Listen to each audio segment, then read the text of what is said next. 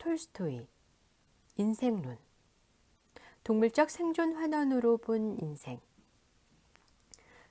지금 이곳에 물방아를 생활의 유일한 수단으로 삼는 한 사나이가 있다고 하자. 이 사나이는 조보의 대로부터 방앗꾼이므로 가루를 잘 빻는 데는 물방아의 어느 부분을 어떻게 조작해야만 되는지 보지 않아도 훤히 알고 있다. 그는 도무지 기계에 대한 지식은 없을지라도 좋은 가루를 알맞게 빼내기 위하여 물방아의 각 부분을 조정하는 데는 여간 익숙치 아니하여 그로써 생계를 유지해 온 것이다. 그런데 이 사나이가 가끔은 물방아의 구조에 대하여 알아보겠다는 생각이 들어 그게 이것저것 애매한 의견을 물어본 나머지 대체 물방아의 어느 부분이 어째서 도는가를 관찰하기 시작했다. 곡식을 넣는 아가리로부터 절구로, 절구에서 축으로, 축에서 바퀴로, 바퀴에서 신벽으로, 제방으로, 물에 이르기까지 관찰해 나가는 동안 결국 모든 원인은 제방과 냇물에 있다는 것을 깨달았던 것이다. 그는 이것을 발견하고는 벌써 우쭐해져서 그전처럼 나오는 가루의 질을 비교하고 절구를 올리거나 내리거나 그것을 닦거나 또 피대줄을 재고 늦추는 대신 냇물을 연구하기 시작했던 것이다. 그래서 그의 물방아는 도무지 가늠을 잃고 말았다. 남들은 말하길 그런 짓은 그만두는 것이 좋겠다고 타일렀으나 그는 이렇게 충고한 사람들과 다툴 뿐만 아니라 줄곧 냇물의 연구를 계속했다. 그리하여 이 사나이는 오랫동안 냇물만을 거듭거듭 생각했다. 뿐인가? 그 생각에 잘못을 지적한 사람들과도 여러 차례에 걸쳐 너무도 열심히 언쟁했기 때문에 결국에 가서는 냇물이 곧 물방아라고 믿게 되었던 것이다. 이와 같은 생각을 잘못이라고 지적하는 일체의 논증에 대하여 이 방앗꾼은 다음과 같이 대답할 것이다. 제 아무런 물방아라도 물 없이는 가루를 빻을 수 없다.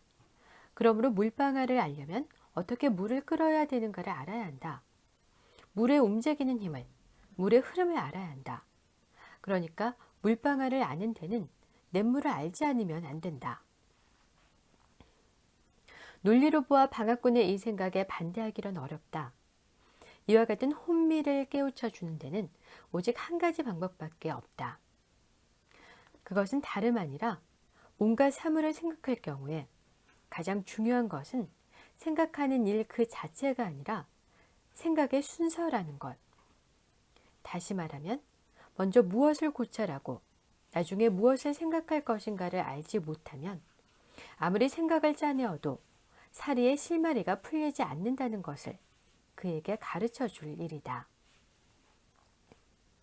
또한 합리적인 활동과 비합리적인 활동이 구별되는 것은 합리적인 활동의 경우 첫 번째는 무엇, 두 번째, 세 번째, 가령 10번째는 무엇이라는 식으로 중요한 생각의 순서에 따라 하나하나 질서를 세워서 사물을 처리해 가는 데 반하여 비합리적인 활동에 있어서는 도무지 순서 없는 생각에 따라 이를 처리한다는 두 차이점도 잘 납득시켜야만 한다. 그리고 또한 이 순서를 정하는 것은 단지 우연적인 것이 아니라 무엇 때문에 생각하느냐의 목적에 의한다는 것도 잊지 않고 함께 가르쳐 줄 일이다. 온갖 생각의 목적은 이와 같은 순서를 정하는 것으로서 이 순서 중에 하나하나의 생각은 사리에 맞도록 안배되어야 하는 것이다.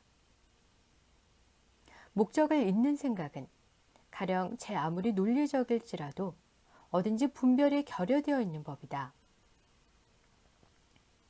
방앗꾼의 목적은 곡식가루를 좋게 빻는 일이므로 그가 이를 잊지 않는 한 절구라든가 바퀴나 제방과 물에 관하여 생각하는 경우의 순서를 이 목적이 싫을지라도 뚜렷하게 정할 노릇이다.